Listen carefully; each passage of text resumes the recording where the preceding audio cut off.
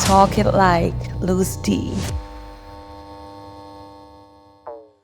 One check, one check, one check! What's poppin'? Yes, baby! Oh! Der runde Tisch ist wieder aufgestellt! Mit 240 in die Kurve heute! Of course! Jetzt werden wir schnell durchgehen! Ich will nicht mehr wie ein Blitz beim Reden heute! Yeah! Heute haben wir sehr viele neue Sachen, die wir euch erzählen In die müssen. Bam! Kurve! One check! 1, 2, 3! Wir sagen online! Los es zu! Es ist Zeit! Lucy! MZ Yeah! Ich hoffe, ihr habt sehr laut jetzt gerade gelost. Das schöne Gliedstärke ganz gut. Immer Angst, wenn jemand bei uns Ja, einen Podcast startet beim Autofahren, dass er Angst hat und irgendwie... da muss immer runter, ja. Aber jetzt sind wir wach. Uns leid. Jetzt sind wir wach. Das sicher. Grüezi miteinander, schön, dass ihr alle eingeschaltet Zusammen, habt. zusammen. Mal schön, wir haben es wieder geschafft. Schön, Ja, haben wir absolut. wieder jemanden, der sich Zeit nimmt für uns. Genau. Sehr lieb. Wie geht's dir? Was läuft? Mir geht's fantastisch, Junge. Ich habe meinen Schlüssel verloren, meinen Schlüssel vergessen heute im Geschäft. Das Ich habe das ist ein doch gutes Zeichen. eigentlich umziehen und so, aber ich bin so fokussiert gewesen. Darum auf bist dich. du mit so einem brutal. Heute Hochzeitsoutfit.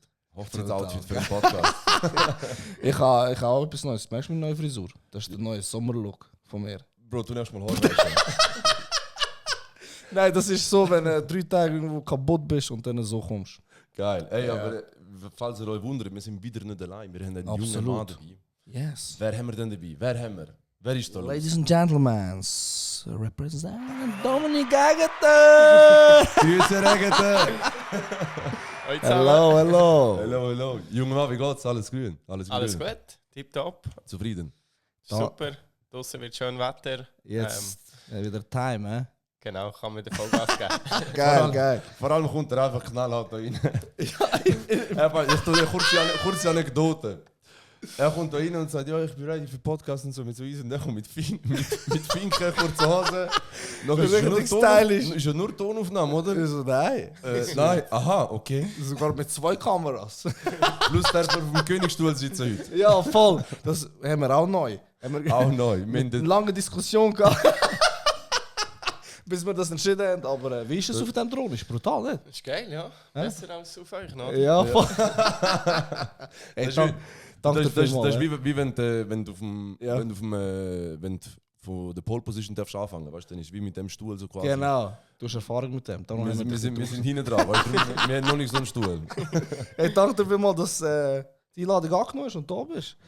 Eine hohe Freude gehabt und hast mega viele Feedbacks von unseren Mitmenschen bekommen, dass sie, wow, ihr habt Herr Agatha bei uns. Das ist eben geil. Wie, Genau. wo findest du dich gerade? Bist du in der Saison? Jetzt, wenn der Sommer kommt, ist da viel mehr los mit Rennen? Oder wenn ist Ja. so die Hochsaison? Die Hochsaison fährt eigentlich ziemlich früh an bei uns. Also Ende Februar haben wir schon das erste Rennen. Und dann geht es eigentlich bis Ende Oktober, wo eigentlich unsere Saison ist. Und wir haben 13 Rennen pro Saison. Und ja, das nächste Rennen wird jetzt in der Woche in Misano stattfinden. Wohin? Misano, das ist Misano. in Italien. Ah, nice. Das ist doch auch so ein bisschen der Hotspot. Kann das sein? Ja, ist Italien so ein bisschen der Hotspot für Für Töpfrennfahrer? für Töpfrennfahrer? Ja, also wir haben viele Italiener, ich sage jetzt mal Italiener, Spanier, es sind sehr viele Töpffahrer und Mechaniker in unserem Fahrerlager. Nice. Aber wie groß ist denn so das Team? Was kann man sich da so vorstellen? Weißt du, wenn du sagst mir. Ja, Man stellt sich das als Einzelsport vor, aber du sagst mir, mega sportlich, Ja, also und teamfreundlich. ja, wir haben natürlich schon den TÜV und wir sind dann schon mit dem TÜV alleine im Fahren, aber im Hintergrund ist natürlich ein grosses Team. Also jetzt in unserem Team sind wir 2 Fahrer an 22 Leute, das heisst Mechaniker, solche, die Pneu machen, Benzin, das Fahrwerk, die ganze Logistik mit Essen, mit Hotel, mit Flügen, mit Lastwagenfahren. Sind das Bekannte oder Angestellte? Oder wie? Das sind Angestellte. Ah, wirklich? Ja. Okay. Die Von sind, der Schweiz? Nein, das sind alles Italiener, also ich bin im italienischen Team. Okay. Und der Teamkollege ist Australier und wir zwei sind eigentlich in diesem Team angestellt, wie die anderen alle auch. So läuft das, okay. Genau, und die sind dann 100% beim Team angestellt. Ja. Aber Weißt du, wenn ich mir jetzt vorstelle, ein Profi TÜV-Rennfahrer. Und die haben so viele Mechaniker, macht doch einfach den TÜV nicht die ganze Zeit kaputt. Ja, nein, es ist ja nicht nur, wenn jetzt umgehen, dass sie den müssen flicken müssen. Ja. Es geht natürlich eben zum Bremsen kontrollieren, Pneu wechseln, Benzin auffüllen, Ja. dann die ganze Elektronik, die wir an diesem TÜV haben, einstellen, auszuwerten und natürlich so gut wie möglich einstellen, dass du schneller dann auf der Strecke kannst fahren kannst. Erzähl mal, Dome, wie bist du überhaupt zum TÜV-Rennfahren gekommen? Wie hat das alle angefangen? Wann hast du mit dem angefangen? Ja, ich habe ganz klein angefangen, als ich 2,5-jährig war. Okay. Mein Papa... 2,5? Ja. Früher konnte TÜV fahren als Velo. Ja, krass! Ja. Leute, das kann nicht mal laufen mit 2. Ja, fast. Bald nicht, ja. Und meine Mutter und Vater hatten eine TÜV- und Autogarage gehabt. Und darum okay. ja, schon ein bisschen um den Motor rum gewesen und um den Benzingeschmack. Und dann haben sie mir ziemlich früh mal einen kleinen TÜV gekauft und dann bin ich immer auf dem Hausplatz rumgefahren. So ein bisschen Pocketbike-mäßig. So die. Genau, ja. Und Geil. dann habe ich mit 5 mein erstes Motocross-Rennen gefahren. Ah, wirklich? Mit 5? Ja. Gibt es schon so junge Rennfahrer? So? Gefahren, bist du einfach allein gefahren, weil das niemand so jung macht? Oder wie? Ja, vielleicht bin ich dann schon ziemlich einer der Jüngsten gewesen, aber mir fährt eigentlich jetzt, ja, fast jeder Profi-Rennfahrer fährt schon ziemlich Aber mit jetzt- dem Alter an. Als Ältere, haben sie nicht irgendwie gedacht, oh, das ist ein gefährlicher Sport, was du machst? Weil ich höre schon jetzt immer, sobald du auf dem TÜV bist, haben alle Elternteile immer sehr Angst um ihre Kinder. Haben sie nicht irgendwie Angst gehabt? Gut, sie haben ja so, oder nicht? Mit Ja, 5, wenn ich würde, dass mein Kind mit 5 sehe, so rumcruisen mit so einem TÜV. Ist doch Ja, krass, der ne? Papa hat natürlich immer gesagt, ja komm, Vollgas hier, die wir noch Chancen aufbauen. Und die Mutter hat ihm gesagt, ja, nein, jetzt die letzte Runde und dann ist fertig. Und der Nachbar ist auch mit dem Besen gekommen, wenn ich auch ein bisschen auf ihren Hausplatz bin kehren. Aber ja, der Papa hat mich natürlich immer unterstützt, die Mutter natürlich auch, aber ich denke, sie hat heutzutage immer noch ein bisschen Angst, Ja. wenn ich Rennen fahre. Ja. Und du? Ah. Ich habe keine Angst. Nicht? Nein. Auch gerade so ich finde vor allem beim gut, ich glaube, wir können das jetzt Auto als nicht Absolut. nicht die allergrößte Ja. betuchteste Personen, was motorisierte Referent. Sporten anbelangt. Aber Aber auch schon TÜV gefahren. ja. Ohne, also Also nicht Roller. nur Töffli oder Roller. Ich bin Roller in Thailand gefahren. Also das heisst Null. ohne Kupplung, ohne, Ja. ohne Schaltung. Ah, wenn, dann genau das so. bin ich nie. Wenn- Ich bin wenn- nie mit Also Schaltung das ist noch gefahren. kein TÜV in dem Fall. Ja, Also für ihn ist das E-Scooter. Das Ja, ist wie wenn, für wie wenn du die Limes mietest. Nein, bin ich nie. Ich bin nie. Weil ich meine, Schon gefahren? ja, jetzt Mit- nicht mit den mit Schaltung. geschalteten. Ne? Aber ich auch nicht. Ja, ich hätte nicht gewusst, dass er so aber radikal so gerade unterscheidet. Ja, also ich sage jetzt mal, klar kannst du natürlich einen Roller nehmen, wo viel Kubik hat, der schon über 200 läuft oder so, Ja. wo nicht geschaltet ist. Aber ich sage jetzt mal, ein richtiger TÜV, der muss schon geschaltet sein und ja, da geht es noch ein bisschen Und, mehr. Weißt du die Spitze, die du gefahren bist bis jetzt? 330. 330? Ja. Mein Gott. boah. Du hast wirklich, auch wenn du 330 gefahren hast, Was ist das für null ein Angst. Gefühl? Ja, ist eigentlich fast wie bei 200, das ist etwa gleich. Aber Ist nein, einfach noch ein bisschen schneller. du siehst ja nicht links und rechts, oder? Ja, mal, Das du ist musst nur das schon Tunnelblick, sehen, wenn nicht? er die 100, Ja, 150 ich hoffe, du siehst etwas links und rechts. Nein, das geht ja so Bremsen. schnell, das ist ja der Tunnelblick. Oder wie sagt man das? Wenn du so einen Tunnelblick hast, wo nur noch vielleicht so ein bisschen. Ja, nein, den Bremspunkt musst du natürlich schon sehen. Aha. Das tust du dann natürlich anfokussieren, dass dann, wenn du bis auf 100 oder 80 musst runterbremsen für die nächste Kurve, Okay. musst du den verwutschen, sonst kommt es nicht gut. Hast nicht so auch beim Start und so, weil ich muss nicht immer nur im Verkehr ist ja nicht nur deine eigene Schuld verursacht, wo für einen Unfall sorgen oder so, auch die Mitfahrer. Nie irgendwie auch Angst gehabt von denen oder dass die jetzt irgendwie jetzt näher zu dir rankommen, dass du dich nicht mehr richtig kannst wehren oder nicht mehr richtig kannst aus dieser Situation raus manövrieren.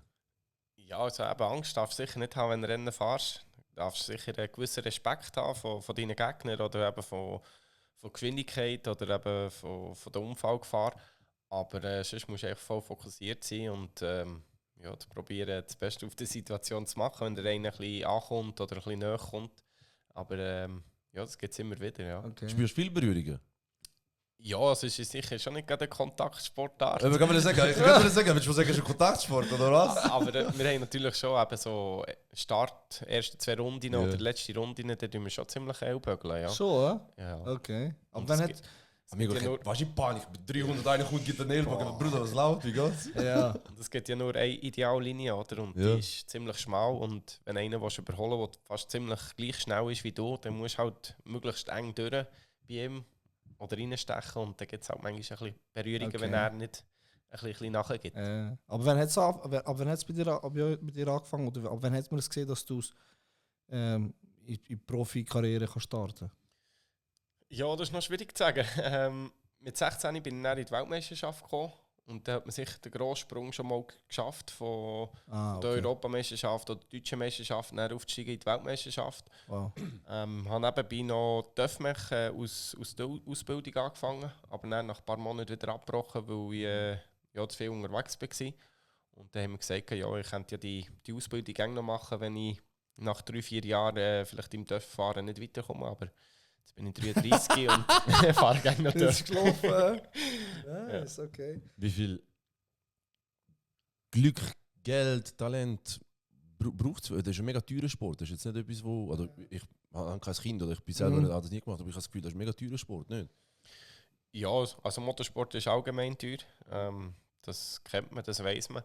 Hier in der Schweiz, sagen wir jetzt mal, wird es auch nicht ganz so fest unterstützt. Wir haben hier keine Rennstrecke, wo man irgendwie trainieren kann. Also man muss immer ins Also, du kannst in der Ausland Schweiz gehen. nicht trainieren. Nein, wir haben keine Ja, schau Rennstrecke. auf eine Autobahn, wo es keinen Blitzer hat dazwischen. Das ist, sind so wie private Strecke, wo du Rennen fährst. Von dem her, wenn du die Prüfung abgibst, ist das nicht so schlimm. Nein, also auf der Straße kann ich nie trainieren. Nein, das ist schon nicht. Und ja, eben die Unterstützung braucht es natürlich von den Eltern, wenn du anfährst. Und dann braucht es schnell mal gute Supporter, Mentoren, die dir helfen, den Sprung dann weiter zu schaffen. Ja. Aber wie trainierst du denn? Wie läuft dein Trainingsalltag? Trainierst du jeden Tag? Du gehst jeden Tag nach Italien, oder? Nein, aber ich trainiere jeden Tag, aber es ist meistens sportlich mit Säckeln, Velofahren, Fitness, Schwimmen. Und ich tue mich dann, im Anfangsjahr, meistens Januar, Februar, bin ich in Spanien, wo ich mich dort unten vorbereite. Dann nehme ich aber mein Büsschen und tue 3 Töpfe reinladen und kann dann dort unten, weil es dort hier sehr viele Strecken hat, kann man gut trainieren. Das Wetter ist auch immer zwischen 10 und 20 Grad und hier in der Schweiz ist meistens Nicht zwischen 10 und 20 Grad. ein halbes Jahr irgendwie Regen und Schnee, oder? Ja. Ist das auch so... Kann man das so ein bisschen... Du hast ja dann keine... Ja gut, nein, du bist einfach für 2 Minuten. Ja, du bist einfach so 2 Minuten. Wo? Ja, weißt du, wenn du jetzt auf Spanien gehst, trainieren. Weil ich frage mich, hast du noch kein Simulationstraining oder... Also, du fährst doch nicht nur 2 Monate Vorbereitungsphase und in der anderen tust du nicht trainieren, oder? Ja, mir ist schon Also, ziemlich wenig auf also dem TÜV. Klar, wirklich? wenn Krass. im Februar, Ende Februar fangen ja natürlich die Rennen an, dann bist du natürlich dann, sagen wir auch 2 oder 3 Wochen bist du dann auf dem Renntüv und hast deine Rennen. Das ist natürlich, ja, bist auch am Trainieren, sagen wir es so. Du hast dann im Jahr hast du natürlich auch noch ein paar Tests. Also eben jetzt, letzte Woche bin ich in Italien gewesen, wo ich 2 Tage getestet habe mit dem Team. Und das gibt es, ja, sagen wir auch Monate einig, wo du dann irgendwo gehst, go testen. So. Mhm. Und wie viel Fahrer bist du wenn du ein Rennen hast, jetzt irgendwo in Spanien oder so? Wie viele lange Fahrer bist du vorher? dort? Wir reisen meistens am Mittwoch an und dann am Donnerstag ist Vorbereitungstag mit den ganzen technischen Sachen anschauen, welche Pneu, was du willst nehmen, welche Übersetzung, Medientermine und Teamtermine. Und dann Freitag ist Training, das heisst 2 mal 45 Minuten bist du auf dem TÜV. Samstag ist Training und Qualifying plus ein Rennen. Am Sonntag ist das Sprintrennen und noch ein normales Rennen. Wie viele Rennen fahrst du im Jahr? Wir fahren 12 Rennen. 12, findest du? Genau. Und das geht ja nach Punkten, gell? Und dann, wenn du die meisten Punkte hast, bist du Weltmeister. Genau. Also wir haben Das dann, hast du schon geschafft, 2 Mal. genau. In der Supersportklasse. Jetzt kommt's. Po! Aber wenn ihr die heißen, bitte kurz einen Applaus. Ja, Mann, absolut. zweifache Weltmeister. sicher. Das ist- Brutal. Und wie ist das mit der Kategorisierung vom TÜV-Fahren? Also weißt, es gibt ja MotoGP, Moto 2, Moto 2. Moto 3. Also ich sage jetzt, es gibt so MotoGP, Moto2, Moto3, wo sagen wir, die höchste Kategorie ist. Und dann ist in Seriennamen Meisterschaft, die ich jetzt fahre, gibt es Superbike, Supersport und Supersport 300.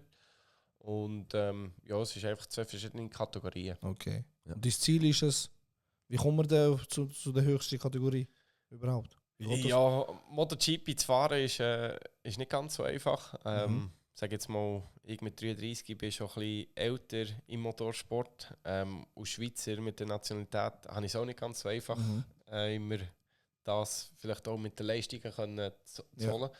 Darum denke ich, ist es eher schwierig, mein Ziel noch zu erreichen, mal in die MotoGP zu fahren. Okay. Aber mein Ziel ist jetzt eigentlich in Superbike, wo ich jetzt fahre, dort ganz vorne zu kommen. Ja. MotoGP ist ja da, wo der Tom Lüthi gefahren ist, oder?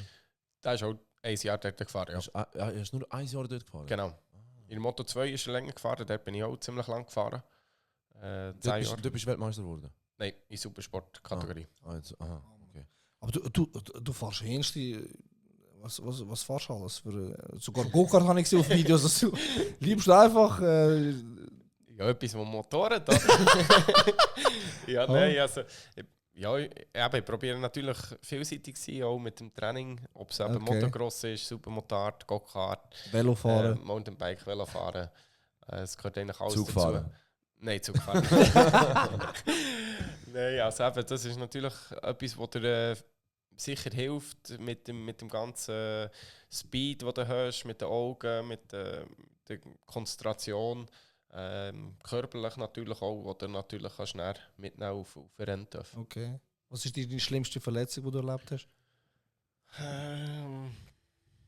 Rücken habe ich Querfortsatz gebrochen. Keine Ahnung, was ist, aber es dann schlimm. Ja, das stimmt. Das sind so schlimm. die Zacken, die rausschauen bei der Wirbelsäule. Dort habe ich 4 von denen gebrochen. Bei einem Unfall? Ja. Gerade 4? Ja. Wie schnell bist du umgekehrt? Das kann man nicht Fuß bist du umgekehrt. Nein, aber mit 100, das war nicht so tragisch, aber halt wie du aufschlägst. Merkst du, was für ein TÜV-Fahrer? Das hat mit 100 ist nicht so schlimm. Ja. Ich denke, du sagst nicht so schlimm, ich bin mit 20 oder so und kommt mit 100. Also hast du schon viele Verletzungen erlebt? Ja, Schultern sind beide kaputt, Becken hatte ich mal, Arm, Bein. Also was hast du nicht verletzt? Sicher nicht alle noch gut, oder? Ja, Knie sind ganz geblieben. Holzallan, ja. Gott sei Dank. Da haben wir so eine grosse runde Holz.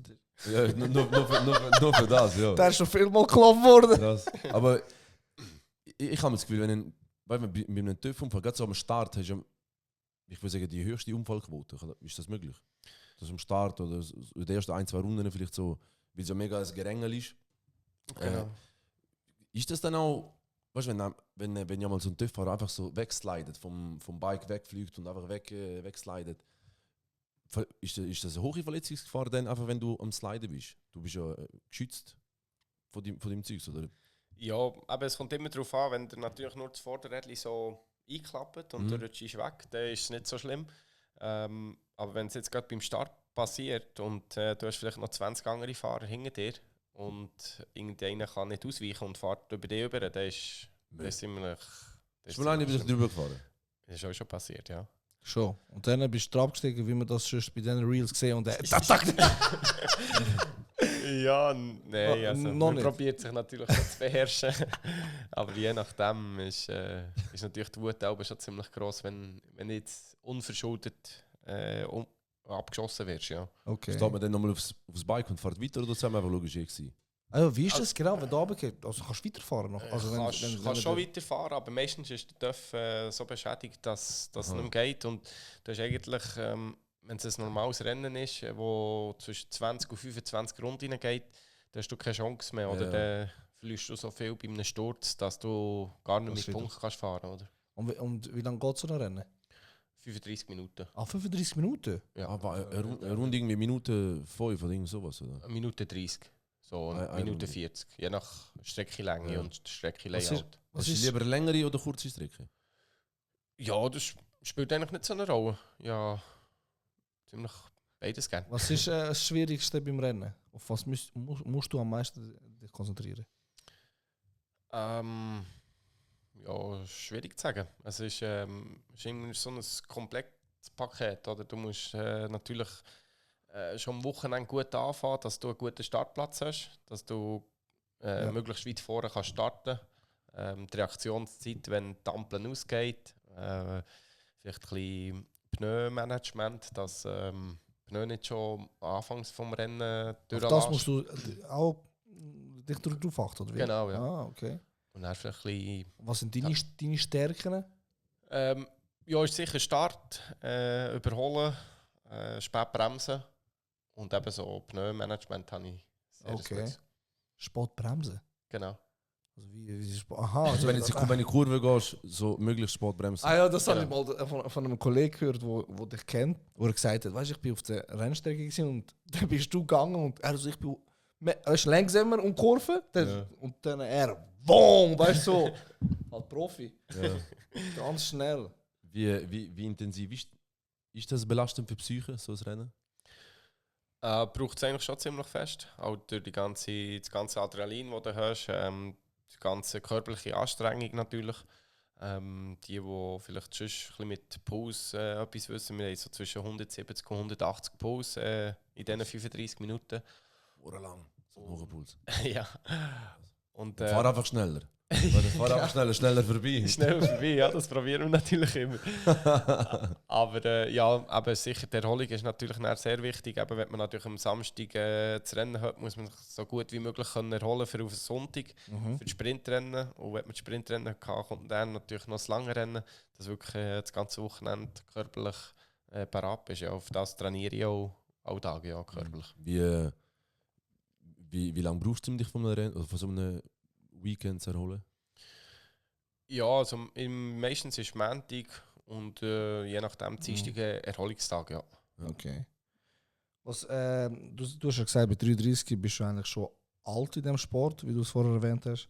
Wie sieht deine Zukunft aus? Was denkst du? Was sind deine Ziele? Was willst du nach deiner Karriere vielleicht noch machen? Hast du dir schon Gedanken gemacht? Ja, natürlich, der Gedanke ist immer schon ein bisschen da, was ich in Zukunft machen will. Aber ich möchte natürlich mich noch nicht zu viel vorbereiten, was nach meiner Karriere ist. Ich möchte mich natürlich voll auf die jetzige Saison und auf die nächste Saison können vorbereiten und reinstürzen. Aber ich mache so Fahrsicherheitstraining, freies Fahren auf Strecken, wo ich meine Erfahrung, die ich jetzt die Jahre habe, gesammelt ein paar Fahrer oder Hobbyfahrer kann weitergeben kann. Ob ich dann das ein bisschen wird ausbauen und so ein bisschen Coach werden oder vielleicht bei einem Da gibst Team. Trainings, oder wie? Genau. Ah, okay. Ja. Okay. Haben wir das Gefühl, wir haben ein grosses Interesse in der Schweiz für Ja. Motorsport? Ja, wir haben sehr viele Motorsport-affine Fahrer. Ja, ist eigentlich auch fast jeder Rennstrecke, wo ich fahre oder so, hat immer Schweizer Fans dabei. Und eben, wenn man so Events macht und so, ob es jetzt eben ein freies Fahren ist oder vielleicht auch eben ein Motocross-Event oder Supermotard-Event, sind immer sehr viele Leute vor Ort, die das feiern. Ja. Was muss man machen, dass man, oder auf was muss er sich am meisten darauf achten in der Saison oder eben bei den 12 Rennen, dass man Weltmeister wird? Erzähl mal deine Tricks, 2-mal Weltmeister. Ja, also das ist schwierig zu sagen. Man muss natürlich gesund bleiben. Gesundheit ist sicher das Wichtigste.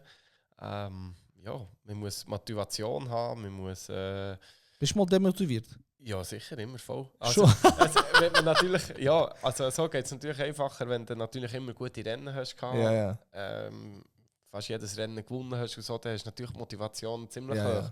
Aber jetzt, wie letztes Jahr, wo zum Teil eben einmal abgeschossen worden bist, oder dann hast du einen technischen Ausfall, vielleicht tut dir etwas ein bisschen weh und du kannst nicht wirklich deine Leistungen zeigen, dann hast du natürlich, ja, ist bei Motivation auch nicht immer so einfach, ja, nach jeden Morgen aufstehen, draussen schneit, du musst säckeln oder so. Das ist schon nicht immer so einfach, aber ja, es gehört sicher viel zusammen, dass man wirklich auch die Leistungen erreichen kann. Natürlich auch Material, du musst ein gutes Team haben, gute TÜV und so, dass die Sache ist, dass du wirklich ganz vorne kannst mitfahren.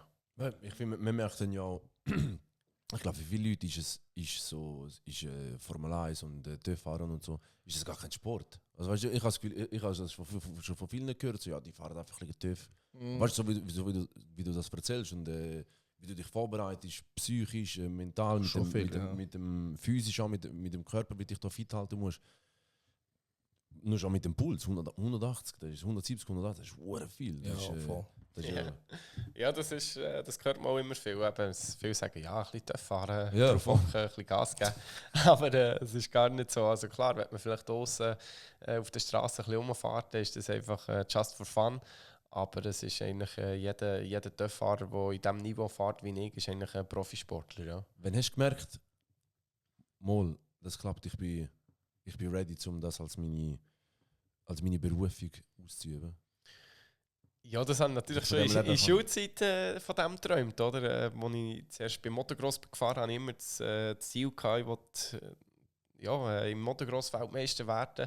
Ich bin dann mit 13 auf die Straße gewechselt und dann habe ich natürlich dort immer das Ziel gehabt, ich wollte das aus meinem Beruf machen, oder? Aber dann der Lehrer, der hat mich ausgelacht und hat noch gesagt, ja, du wirst nie einen richtigen Beruf haben oder wirst nie etwas, oder? Ja. Jetzt möchte ich zu ihm gehen und sagen, jetzt war schon wirklich. Kannst du das sagen? Vielleicht lässt er eins so. Machen wir ein paar Donuts im Vorplatz. Ja. Gehen wir. Und wenn ich gemerkt habe, jetzt klappt es wirklich so, ich ja, als ich dann mit 16 eigentlich in die WM aufsteigen konnte, habe ich dann gemerkt, jetzt habe ich die Chance bekommen und jetzt muss ich es so gut wie möglich nutzen. Ja. Hammer. Hast du einen Alltag, wie sagen wir, TÜV? Ein Alltagstüff? Ja, Alltagstüff. Nein, ja, selber auf der Straße fahre ich kein TÜV. Ah, wirklich? Ja. Was? Ja. Wie bist du da noch mit dem Auto? Also Mit dem irgendwie... Büssli. Also ist das irgendwie so vertraglich oder so? Weißt du, vertraglich, dass du nicht darfst, so zu riskant oder so? Oder einfach, du fährst nicht genug TÜV, schießt ja? Nein, also Vertrag kann ich nicht, anschiessen tut es mir eigentlich auch nicht, aber es ist auch sicher, wenn du irgendwo her musst, du musst die ganze Ausrüstung anlegen natürlich und ja, für jetzt vielleicht ins Fitness runter oder irgendwo sonst einen Termin, dann bist du natürlich mit dem Auto gäbiger unterwegs. Also willst du mal sagen, der Dominik Gegen, der Profi-TÜV fahren, der fährt privat gar kein TÜV, oder was? Ich will nur das Statement von dir hören, fährst privat einfach kein TÜV? Ja, also Geiles hier. ich habe noch nie selber einen TÜV gehabt. Also ich habe TÜV-Prüfung, es gibt solche, die haben gar keine TÜV-Prüfung. Ja. Was kennt ihr früh? Nein, es ist Und fahre in den TÜV-Rennen? Ja. Ah, wirklich? Darfst du das überhaupt? Ja. Gut, sind Privatstrecken? Ja, sehe ich schon, das sind Privatstrecken. Ja, genau. und der Reiz ist natürlich sehr hoch, dass...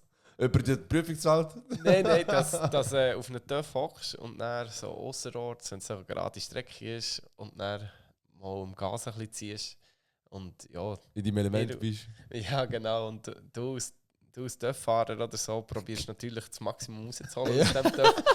Irgendwie der TÜV hat einen Schauplatz, aber der kommt halt erst bei irgendwie 14.000, 15.000 durch. Und ja, wenn du dann mal auf Tacho schaust und dann hast du irgendwie schon 200 und siehst das 50er-Täfeli wieder, dann und du bist sowieso einer, der Sport bremst. Ja, voll. Schon im Dorf wieder raus. Oh, 200. Ja, jetzt ist es schon wieder Sport. Komm, bleiben wir gerade bei 200. Die wie sagen wir, Gruppen, Clubs, wie sagt man in denen? Du bist in der Yamaha, ja? Genau. Wie sagen wir in denen? Gruppen?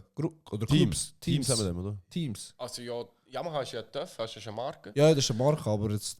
Das Team ist ein italienisches Team, das heisst GYTR GRT. Aha. Das ist ein bisschen kompliziert in Namen. Okay. Aber wie suchen die... Wie haben die dich gefunden zum Beispiel? Gibt es Scouts, die jetzt machen mit so einem TÜV-Rennen anschauen und dann sagen, das ist spannend oder wie? Weil das ist ja...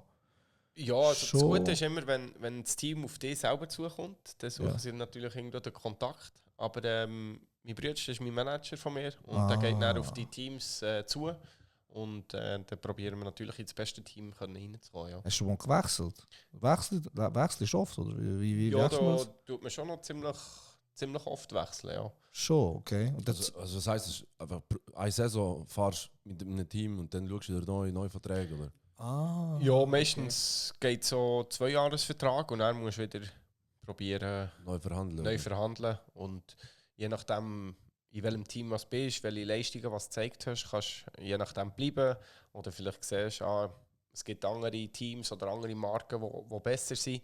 Und dann probierst du natürlich dort hier reinzukommen. Aber das sind natürlich 30, 40 andere Fahrer, die das auch noch spürst du eine hohe Fluktuation von Fahrern, weißt, wo es nicht so lange, ich meine, du bist jetzt schon lange auf dem Level. Wo irgendwie, ist das normal, dass Leute irgendwie so 10 Jahre in diesem Level fahren oder fahren die meisten irgendwie 2 Jahre und dann siehst du die nicht mehr? Es gibt viele solche, ja. Okay. Also ja, ich kann mit Glück sagen, dass ich immer wieder Leistungen zeigen, sagen wir es so, oder eben auch gute Teams hatte, gute Unterstützer, die mir geholfen haben, wieder weiterzukommen. Aber es gibt viele solche Fahrer, die fahren 2-3 Jahre und dann haben sie die Leistungen nicht gezeigt oder kommen nicht mehr rein und dann sind sie vielleicht in einer anderen Meisterschaft oder suchen einen anderen Job. Oder so. Wer entscheidet, was für einen TÜV du fährst? Wer das entscheidet? Ja. Schlussendlich entscheide ich es eigentlich als erstes. Aber dann kommt es natürlich darauf an, ob das Team möchte haben überhaupt. Okay. Und dann haben wir natürlich auch gewisse Sponsoren, die mithelfen entscheiden. Ja. Okay. War schön gesagt, die mithelfen entscheiden. Ja. Kannst du sagen, ich bin einfach der Schnellste, der Beste? Nein, das geht leider nicht. Also, ja, es ist ja fast in jedem Sport ein bisschen, oder auch im Motorsport so, dass man nicht einfach sagen kann, okay, ich will in das Team mit dem TÜV. Weil es halt einfach manchmal auch politisch ist, dass je nach Alter, je nach Nationalität oder eben auch je nach Leistung, was du gezeigt hast, dass...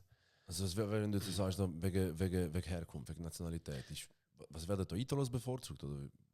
Ja, Italiener und Spanier, die ist meistens einfacher. Ja. Weil sie einfach die grösste Fanbase haben, oder? Ja, und halt eben auch mit dem ganzen Fernsehrecht und Strecken und alles so, ja. Aber also, hast du das gemerkt in deiner Karriere? Ja. Also 2-3 Mal das Gefühl gehabt, ich bin eigentlich ein guter Fahrer. Genau, also ein gutes Beispiel war, als ich 2 Mal Weltmeister geworden bin, das war im 2021 und 2022.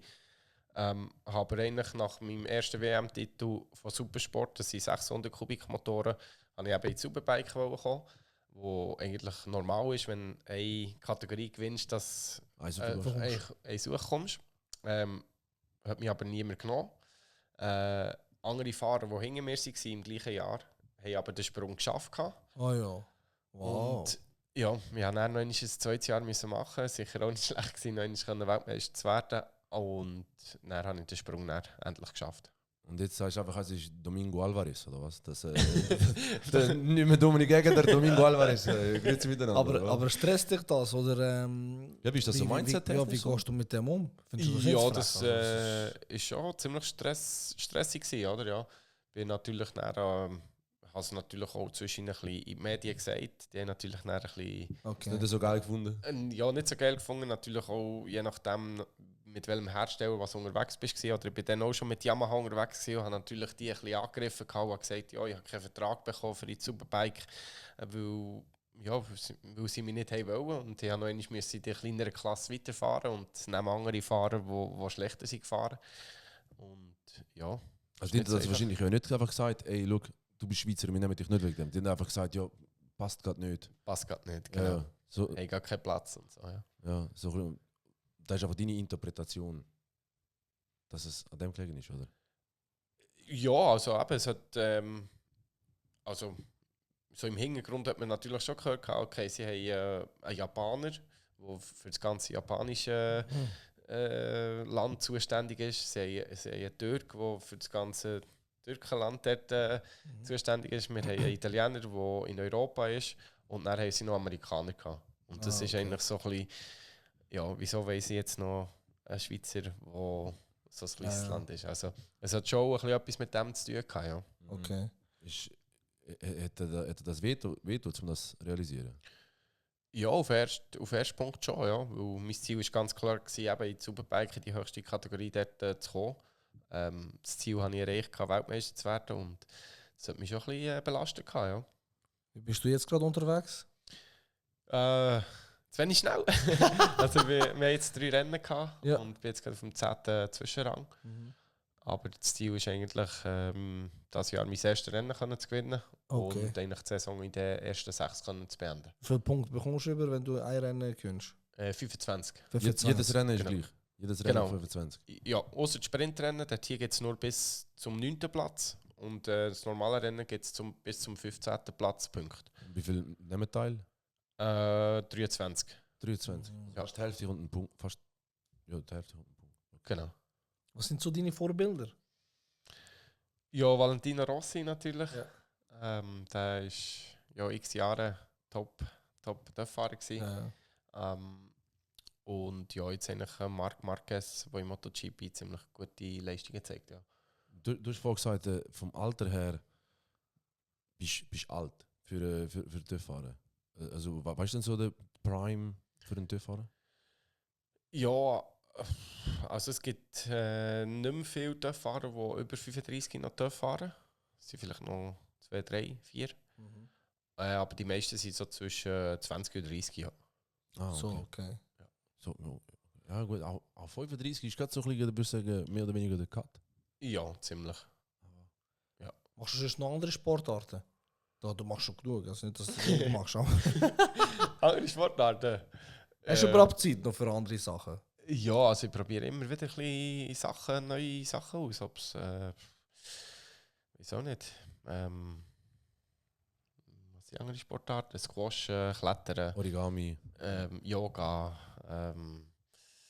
Wandern. Irgendwie Sachen. Aber hast du Wie, Und was machst du für Sportart? viel? das ist eine gute Frage. Viel mittlerweile Boxen? Boxen, ja. Ich weiß nicht. Ja, was weiß nicht? Du siehst immer, ich sag's dir immer so stolz, dass ich am Boxen bin. Fußball. Ja, gut. Ja, Nein, das, kein also, Rennen. Ja, also so einem Grünputturnier habe ich auch schon teilgenommen oder so Uni-Hockey. Ah, Das ist nice. ja, wenn es so Also hast geht. du da nicht irgendwie vertraglich, ich kenne also Ja. von Fußballern, weißt du, dass die einmal beim Vertrag haben, ey, so Hochrisikosportarten oder andere Sportarten generell sind eher Tabuthemen. Ist das bei euch nicht so eine Sache? Wir haben eigentlich nichts Weißt du, nicht so drin. Skifahren und so Wintersport und so. Nein, ist das darf ich alles machen. Ah, Einfach, okay. ich darf keine anderen Rennen teilnehmen. Ah, so. Ah, ja. ja, okay. Und wenn ich jetzt so in der Schweiz manchmal fahre ich ein Motocross-Rennen mit oder eben Supermotard, dann muss ich einfach geschwind im Team anrufen und fragen, ob ich dort teilnehmen darf. Und die tun mir dann ja oder nein sagen. Und so Ausgangsverbot hast du auch? Ja, nein, für Weil ich habe dich noch nie im Ausgang gesehen. Also das ist jetzt... Aber Hochzeit, das längt auch schon. Ja. Nein, also es kommt immer darauf an, wenn natürlich die Saison ist und du hast am nächsten Tag irgendwie Ja, ist Rennen klar. oder Training, dann kannst du natürlich nicht in den Ausgang gehen. Dann machst du jetzt nicht gerade den Club zu, dann bist du vielleicht einer von der Ersten, der geht. Nein, aber ja, es ist eben ist sicher nicht so einfach gewesen, vielleicht mit 18, 19, wo wirklich Ja, ja. hast du Auto fahren, du hast wirklich besinnen können. Die Kollegen sind ja jedes Wochenende irgendwo hergegangen. Es war viel schlimmer gewesen, dass ich eben vielleicht dann ja, gleich zwischen bis um 3, 4 bin vor war und am nächsten Morgen gleich wieder bin aufgestanden. Aber ja, eben jetzt habe ich das eigentlich auch ein bisschen gesehen und ja, es gibt gleich noch 2, 3 Mal pro Jahr, wo ich ein bisschen so rauslasse. Ja. Was heisst denn bei der Dominik Egger zu Hause lassen? Ja. Wenn du fast mit 330 auf einem Zweirad, was heisst es für dich zu Hause lassen? Ja, einfach lustig haben mit den Kollegen und so. Und so. Und so. Mehr sagen wir nicht. Für das gibt es einfach einen Applaus. Absolut, Also das ist absolut. der tiefste Niveau-Applaus, den wir bis jetzt je hatten. Hey, ich bin von seinem besten Kollegen kann ich die Hochzeit fotografieren. Und dann bin ich am Morgen schon beim Tarzan gsi. Shoutout an Tarzan.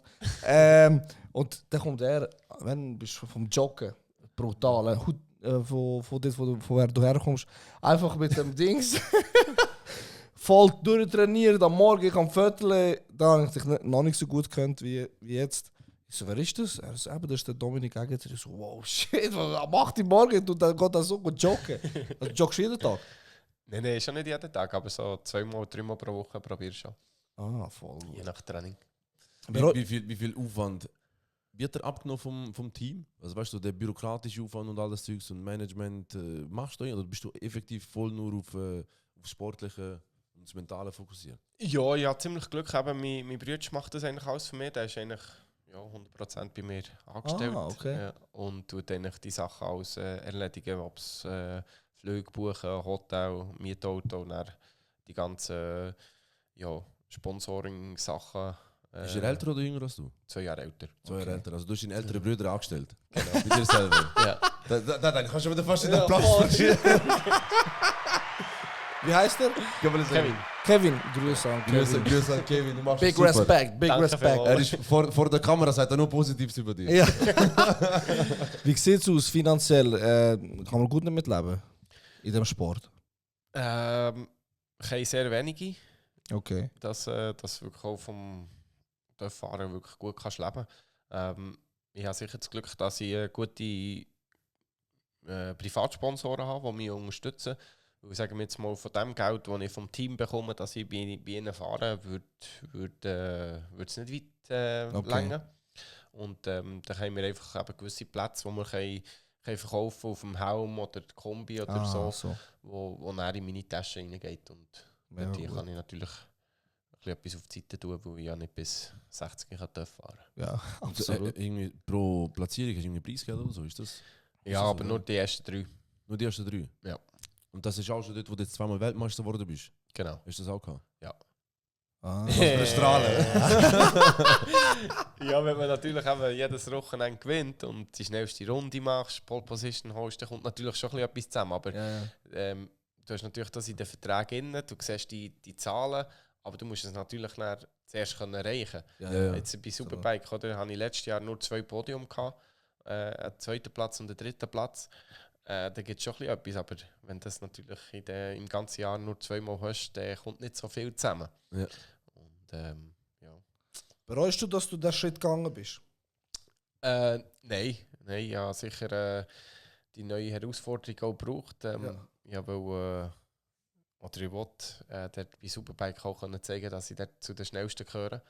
Und ja, ich habe es noch nie erreicht, aber ich bin ehrgeizig und gebe nicht so schnell auf. Bereust du sonst einen Schritt, den du in deiner Karriere erlebt hast, wo du sagst, ich hätte es ganz anders gemacht? Ja, im Nachhinein ist mir immer schlauer, das ist schon so. Also, ich war lange in Moto 2, habe vielleicht dort hier mal bei Teamwechsel nicht den richtigen Weg eingeschlagen gehabt oder so. Und jetzt im Nachhinein würde ich vielleicht sagen, da wäre gescheiter bei diesem Team geblieben. Da hätte ich vielleicht einen bisschen anderen Karriereverlauf gehabt noch. Ja. Und so ist irgendwann mal MotoGP ein Thema gewesen? Oder ist das, Ja, es war eigentlich... kommen die auf dich zu oder musst Ja. du die anfragen? Oder? Aber je nachdem. Wenn sie auf dich zukommen, dann ist natürlich das Interesse sehr hoch. Und das war mal so gewesen. Also, nur dass ich richtig verstehe, dann kommt das Team, wo im MotoGP eigentlich angesiedelt ist, die kommen auf dich zu. So. Genau, nicht, ja. Nicht der Verband MotoGP, der auf dich... Nein, da kommt wirklich ein Team von MotoGP kommt dann auf dich zu und fragt, hey, hättest du Interesse, wie würde es aussehen, wie sind deine Pläne und so. Mhm. Da ist natürlich das Interesse sehr hoch. Und sonst, wenn du natürlich, wir sind natürlich sehr viel immer anfragen, hey, habt ihr Interesse, dass ich dort fahren würde, aber da war das Interesse nie dort gewesen. Und es ist wirklich ein Team auf uns zugekommen. Aber dann zumal eben der Entscheid auch getroffen, dass wir im Moto 2 werden weiterfahren, dass ich einfach probiere, dort hier auch noch ganz vorne zu kommen. Und auch nach dem zweiten Weltmeistertitel ist... Nein, das ist kein MotoGP. Aber das ist Gut, du bist natürlich... schon Sport, ja, das ist gut, okay, Okay. schon älter, ja. Aber was muss man da alles für Kriterien erfüllen? Das musst du einfach immer der Erste sein. Ja, aber es ist ziemlich schwierig zu sagen. Du kannst nicht einfach Kriterien, wie ich vorhin erzählt habe, oder Ja, bei ja. Weltmeister wurde ja nicht automatisch aufsteigen können. Das ist eigentlich Das ist wie macht Sinn. Fußball oder so, ja, das stimmt, ja. das Das, sollte eigentlich so ein bisschen eine Regelung sein, dass du, ja, wenn du alles gewinnst und Weltmeister wirst, dass du eigentlich Pflicht hast oder dass du die Chance hast, zu einem guten Team können aufzusteigen. Aber beim Dörffahren ist es eigentlich, eben, du kannst noch so gut sein oder kannst noch so viel Geld mitbringen, wenn die das Team nicht will, dann müssen sie die nicht nehmen. Vielleicht Oder? so, das ist ja ganz anders. vielleicht so ein bisschen in der Tür, manchmal mal schauen, er hat es so probieren sollen, mit Italienern. Ja, das also, Sagst du, ich glaube, die ganze Mozzarella vom Ja, ganzen voll. Land. Ja. Weil ich ja, meine, das geht schon. Also mit Vitamin B und so, das kann man schon ein bisschen... spürst du das fest in dieser Branche? Ja, das ist schon... Schon, Ja, aber auch eben geldmässig, wenn du natürlich Geld bringst, dann ist das Interesse plötzlich viel fester da. Ah ja, okay. Weißt du auch, man sagt ja mal so, Fußball ist voll, dann ist nur noch Geld als Beispiel oder Basketball und Tennis und was auch immer. Aber du kannst wenigstens aufsteigen nach Punkten. Also weißt du, ich meine, in eine andere Liga rauf, wenn du jetzt absteigst ich weiß jetzt auch nicht, in der Premier League steigst du ab, bist du und es kommen wieder neu rauf. Ich meine, das ist ja da nicht automatisch gegeben, wenn du sagst, du gewinnst und wirst nicht automatisch genommen. Die mit dich nicht, das muss ja mega... Ja. Das ist frustrierend. Ja, Was mache ich da die ganze Zeit? Für was bin ich der Beste? 2 Jahre nacheinander und dann klappt es nicht. Ja, nein, darum musste ich eben 2 Jahre müssen sein, darum hat es nicht geklappt. Der hat es Aber- nicht gezeigt. Hat dich das motiviert? Also so, Ja, sicher, ja. wo du im ersten Jahr gesehen hast, hey, was läuft, wieso kommen wir da nicht weiter? Und dann hast du nein, Vollgas gegeben. Ja. Okay. Aber eben, die Chance ist manchmal auch da, dass klar, dass du super noch einmal kannst fahren, dass du noch einmal eben Erfolg hast, aber das kann auch sein, dass vielleicht Anfangsjahr die Verletzung ist oder vielleicht Material oder was auch immer, ja, dass du einfach ein bisschen Unglück hast und dass die Ziele dann nicht mehr erreichst und dann hast du dann, ja, hast vielleicht wieder ein Jahr verloren, oder? Und was haltest du von den Elektromotorradrennen? Bin ich auch 3 Jahre lang gefahren. Noch. Okay. Also ich bin jetzt noch nebenbei gefahren, wo ich die Supersport-Kategorie auch bin gefahren. Und bei im 22 bin ich dort auch Meister geworden. Habe ich auch gemacht. Und das ist für dich ist kein grosser Unterschied, oder? Mal ist schon ein ziemlich grosser Unterschied. Also Ja, vom Fahrspaß oder was kann ich mir darunter vorstellen? Ist ein Unterschied? Vom Ton. Vom Ton, ja. Also, Einfach leislich. ja. Also es macht natürlich keinen Ton, hast keine Vibrationen. Der Töff ist viel schwerer. Kannst nur so 7-8 Runden fahren und dann ist die Batterie durch. Und das ganze Fahrverhalten ist natürlich schon auch ziemlich anders. Ja, Was macht dir mehr Spaß? ja Benzin, ganz klar. Ich habe gerne noch Benzin im Blut, von dem her. Das wird Geil. auch immer so bleiben. Benzin gehen durch die Ader Gibt's- als Töffli-Bub. Ja. Gibt es ein Ritual, das du vor dem Rennen machst? Eigentlich nicht gross. Also ja, Gehst du nicht und so berührst den Boden, küsst den Boden und sagst, heute gewinnen? nein, also ich habe schon meine Aufwärmung, die ich vor dem TÜV, wenn ich auf den TÜV steige, bevor so drauf hocke, dass Ja. ich das mache. Aber sonst eigentlich Also wie wärmst du dich auf vorher? Also wie? ein bisschen gehen säckeln, ein bisschen Aha, dehnen so. und so. Ja. Okay. Ja. Ah, nice. Wie, ich habe mal, ich glaube vom Hamilton, vom Hamilton, ein Interview gesehen, wo er gesagt hat, ich weiß nicht mehr genau die Anzahl, ich glaube er verliert irgendwie 2-3 Kilo pro Rennen. Ist das im TÜV auch so? Ja, Ist da also eine große wenn's- Gewichtsdifferenz? Vor und ja. nachher? Wenn es ziemlich heiß ist, dann verlierst du gut 2 Liter Wasser. Schon. Und dann alles bei den Füßen tun. Ja, oder irgendwo ausgelüftet, hinten rausgeflogen. Nein, also eben, wenn natürlich draussen 35 Grad ist und du hast eine Motorentemperatur von 90 Grad oder so, die unten hochkommt, Asphalt, wo 60 Grad ist und so, ja. Hast du ein Hast- Standardgewicht, wo du fährst? Du? Ein Standardgewicht. Also oder? dein Körpergewicht, so, wo du versuchst immer zu halten? Oder? Ja, also wir probieren besser, wenn natürlich du- immer so wenig wie möglich zu sein. In Superbike haben wir das Minimumgewicht, das der TÜV und der Fahrer muss sein nach dem Rennen. Und dort sind wir eigentlich gerade... Nach dem Rennen? Ja. Tun wir nicht vor dem Rennen messen? Weil vor dem Rennen kannst du ja noch 3 Liter Wasser trinken oder so. Oder vielleicht noch Ja, aber nach dem Rennen, wenn jetzt 5 Kilo oder ja, 5, das musst du eben einplanen. Das ist immer nach dem Rennen, wo jetzt auch, wenn zum Beispiel Benzin weiter runtergeht, dann musst du das einplanen, oder? Oder sogar Pneu. Oder wenn du jetzt Pneuverschleiß hast, dann kannst du je nachdem hinten und vorne von 1,5 Kilo verlieren. Also dann würdest du mal sagen, es kann sein, wenn du jetzt das Rennen gefahren bist, du bist gewonnen und nachher sagen sie, ey, du bist zu leicht, es zählt nicht. Ja, dann bist du disqualifiziert. Krass. Also checkst du das selber beim Fahren oder tun die das irgendwie über... Nein, Über ja, Funk oder so? das machst du natürlich anfangs vor Wochen, eben am Donnerstag oder so, wenn man den Aufbereitungstag hat, wir dürfen messen, wie schwer was er ist. Ich gehe mit dem ganzen Kombi, Helm, Stiefeln, Händchen, mich messen, schaue ein Kilo an und dann sehe ich, bei welchem Kilo, wenn ich sehe, ich bin nur keine Ahnung, 500 Gramm 500 Gramm schwerer als das Minimumgewicht, dann müssen wir dürfen mehr Kilo dran tun. Ah. Dann tut er einfach nochmal eine Schicht irgendwas zum Tun. Nein, oder dort was gibt es heisst so Blöcke, die du dann kannst anschrauben mit TÜV. Okay. Genau. Wie viel Mal tun ihr Pneuwechsel im Rennen? Unser Rennen ist mit dem gleichen Pneu. Schon Ja, so. wir machen Okay. keine Boxenstopp, außer es kommt Regnen oder so. Ja. Also wenn es regnen kommt, dann wird das Rennen unterbrochen, oder? Nein, dann gibt es eine weiße Flagge und du hast dann die Chance, für eine Box reinzukommen, Pneu wechseln oder Rädchen wechseln und dann fahrst du wieder raus. Bist du eigentlich direkt immer in Kontakt mit den Leuten? Nein, wir haben keinen direkten Kontakt. Nur die Boxentafeln, die sie alle raus haben. Nur über WhatsApp angestellt, so fahren. Also, hey, Ciabello, was läuft?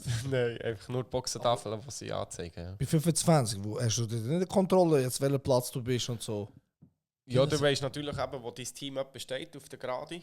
Und dann hat jeder seine eigene Boxentafel mit deinem Namen drauf. Und dann zeigen sie dort die Sachen an, die du gerne möchtest. Also welchen Platz, wie viele Runden was noch geht, oder wie viel Abstand, was der Hinger hat, oder wie viel hinter dir So sind. kommunizierst du eigentlich mit denen? Genau. Bist du schon ein paar Mal am Fahren gewesen und du hast gedacht, boah, ich habe jetzt 1, 2 Leute überholt, ich bin vielleicht schon keine Vierte noch gesehen und du bist einfach 8 oder so. Ist das schon so voll fällig jetzt? Ja, wenn du natürlich eben so im Mittelfeld bist und so. Ja, aber dann kommst du nicht so... Dann ja, und dann hast du natürlich vielleicht auch die ersten paar Runden, wo die Tafel gar nicht siehst, weil du bist so im Windschatten von einem anderen und so konzentriert, dass du gar keine Zeit hast zum Überschauen. Oder wenn natürlich 20 so Tafeln draussen sind, dann siehst du deine vielleicht nicht immer. Und ja, dann bist du manchmal erklüpft, wenn du siehst, ja, bist du ein bisschen weiter hinten, als was du gedacht hast. Oder?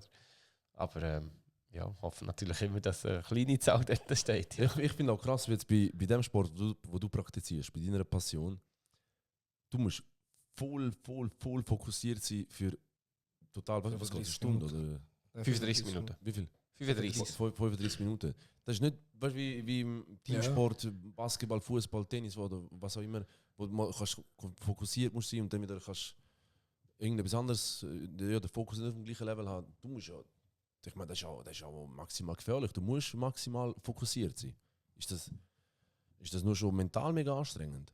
Ja, aber das gehört natürlich eben auch alles dazu, wo ich gesagt habe, ob es Konzentration ist, der Fokus, das ganze Adrenalin, das Mentale, wo dich natürlich dann auch mitnimmt vom Körperlichen her. Ja. Wie trainierst du das? Weißt du, so einen langen Fokus zu haben? Ich meine, die heutige Generation, die kann nur swipen, 2 Sekunden fokussiert bleiben. Dann wird es nie mehr einen TÜV-Fahrer geben, weißt du, so einen erfolgreichen so. Das ist ja voll entgegen von der aktuellen Gesellschaft. Ja, also eben klar, ich habe früher viel mit Mentaltrainer zusammengearbeitet noch. Weiss jetzt, wie so ein Rennwochenende vorbereiten oder auch verarbeiten, wie die Sachen ablaufen, wie ich das analysiere oder abfahre im Kopf und so. Und das probiere ich eigentlich eben vor dem Rennwochenende schon ein paar Mal abgefahren zu sein. Okay. Und durch das, dass ich eben mit dem Training von der Kondition her kann ich das näher aufrechterhalten, näher Konzentration. Ja. Okay. Wieso die Zahl 77? 7 ist meine Glückszahl und der Papa hat den Lieblingsfahrer gehabt, Barry Sheen, den es früher gegeben hat, als Lieblingsfahrer, und der hat mir 7 beim Motocross draufgeklebt gehabt.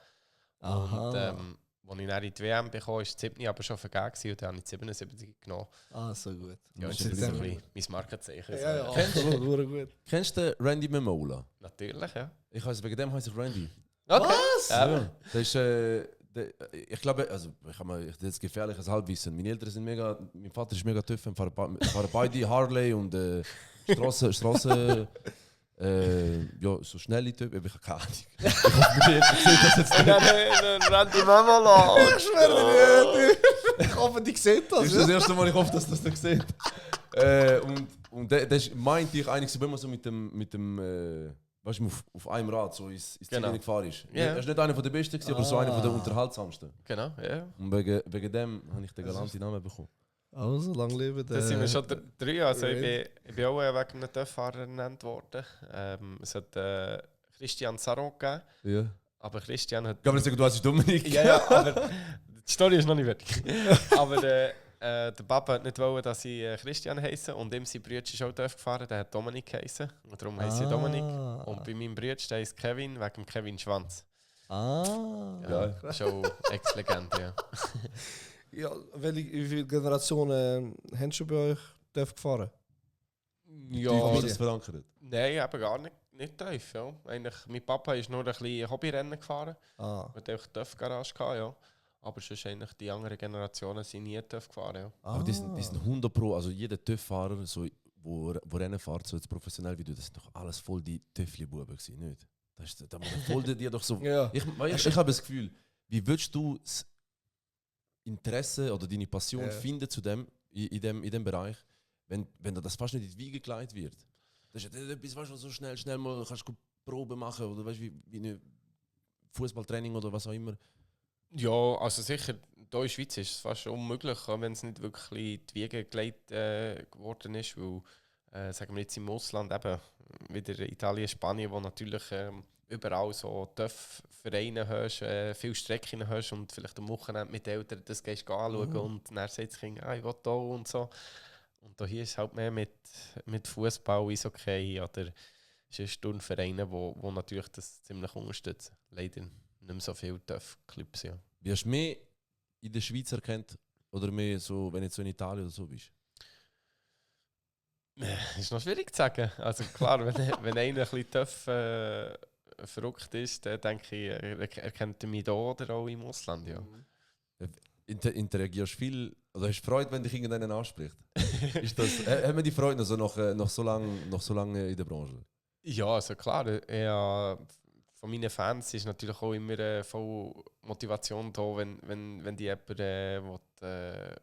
kommt, kann Hallo sagen, kommt ein Foto machen oder eine Unterschrift will. Es gibt natürlich auch die gewisse, wie soll ich sagen, eben Motivation, wo du halt hast von den Fans, wenn sie dann auch vielleicht eine Trendstrecke kommen und so. Es kommt immer darauf an, halt auch, was es vielleicht gerade ist, wenn es vielleicht irgendwo in einem Training ist oder so und sie wollen mit dir reden und so, das ist manchmal ein bisschen schwieriger. Aber meistens bin ich dort hier voll offen und habe Freude, wenn es so Leute gibt. Ja. Spürst du auch den Support beim Rennen selber? Also weißt du, so, wenn man die Leute am so- Schreien sind, weißt du, auf der Tribüne und so, hey, ist man da voll im Film, voll im Fokus oder? Ja, bist eigentlich Nimm mir voll das im vor. Fokus. Du siehst nicht viel, wenn sie mögen oder Fan, aber mache ich nur weiter. Ich will nicht aufhören. noch ein Highlight-Video, das sieht geil aus.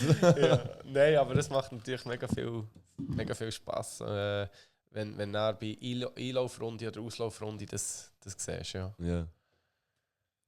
Wir haben Kamera, die ausgestiegen ist. Ja, aber geil. Gerade jetzt wo du vorhin gesagt hast, wenn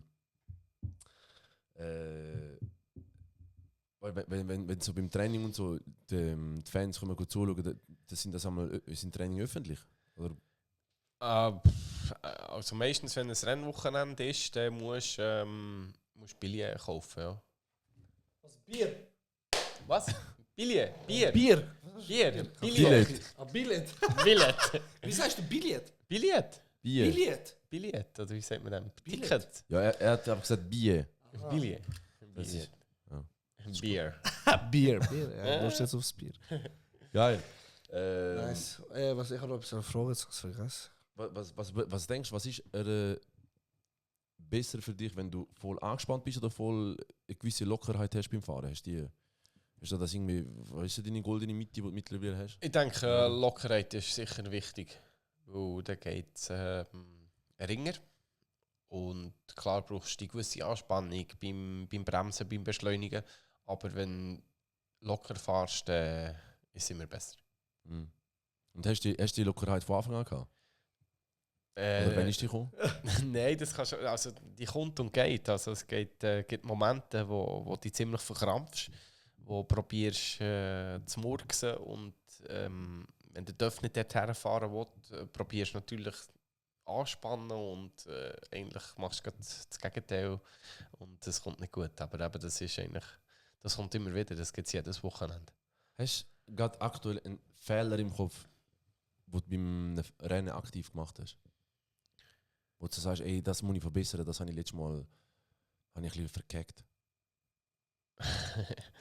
Ja, jetzt gerade so spontan nicht. Fehlerlos unterwegs. Nein, fehlerlos ist man nie. Also, da kann man alles Rennen gewinnen und man findet immer noch etwas, was vielleicht nicht ganz so super geklappt hat. Aber sage jetzt mal gerade bei diesen 3 Rennen, die wir hatten, habe ich zweimal den Start nicht so perfekt herbekommen. Und ja, das muss ich verbessern. Ja. Was ist das Ziel für das Jahr? Eben noch Superbike-Rennen können zu gewinnen und die Saison unter den ersten 6 können zu beenden. Das heisst, jetzt hast du noch 9 Rennen. He? Genau. Jetzt bist du gerade Platz 10, hast du gesagt, oder? Ja. Ah, top. In dem Fall. Gut, Müssen wir noch ein Good Gas luck. geben. absolut. Vor allem, ich habe ja vorhin gesagt, es sind einerseits meine Cousine und ihr Mann, die kommen das Rennen von dir schauen. Cremona, genau. Nein, mit dir auch? das ist ein Kollege. Ja, ich komme ja, wir haben gesagt. Ja, eben. Ja, Ist schon ein bisschen weitergeschaut. oder? Ja, September hast du gesagt, nicht? Ja, eben. Ja, ich freue mich. Wo, wenn? Eben Cremona. Aha, Ja. da ist sogar genau das. Ja. Lol. Dann kommt eben ein Kollege von mir, Diego von Da Frank. kannst du Liebe auch Grüße, kommen, oder wie? Diego.